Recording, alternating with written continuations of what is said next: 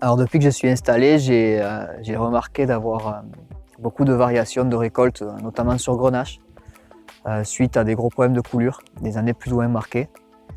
Et c'est suite à ça que j'ai voulu utiliser le produit Vivaflor parce que je ne voulais pas rester les bras croisés en voyant les fleurs tomber sans aucune raison particulière. Donc j'essaye de faire tout ce que je peux pour limiter cette coulure. Oui, alors ça arrive assez régulièrement sur certains clones de merlot. Donc on a 7 hectares de merlot, donc ça arrive très régulièrement qu'ils coulent. Et on a aussi des problèmes de coulure sur le brocol, qui est un cépage gaillacois. Alors sur l'ensemble de notre encépagement, le Grenache est le cépage principalement sensible. Et nous avons effectivement depuis plusieurs années constaté quelques phénomènes de coulure. Soit globalement, soit de façon spécifique sur certaines parcelles. Ce fut le cas cette année sur une parcelle d'un plantier de Grenache en première année de production, qui, contrairement au reste du vignoble, a subi un peu de phénomène de coulure.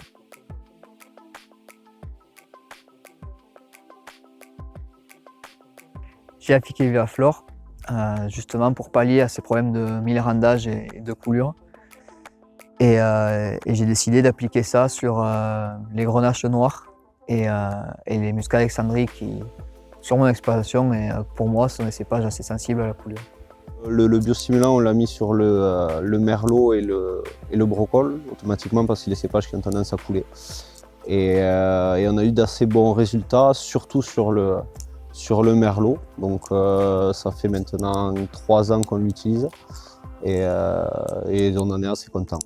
Alors depuis notre installation, nous utilisons le Vivaflor systématiquement tous les ans.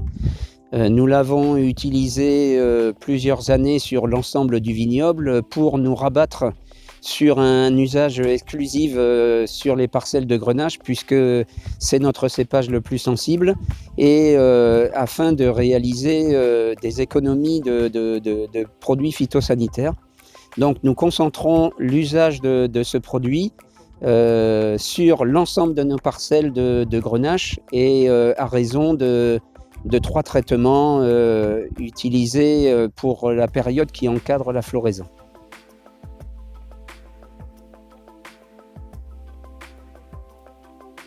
En ce qui concerne le produit, je recommande surtout aux agriculteurs qui souhaitent utiliser de se rapprocher de son fournisseur pour essayer de mettre en place des essais, pour se renseigner, parce que ce sont des produits où les résultats sont assez variables.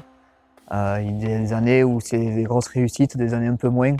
Mais je pense que c'est quelque chose qu'il faut essayer de faire sur le temps et d'intégrer en fait, dans son exploitation pour essayer de limiter ses pertes.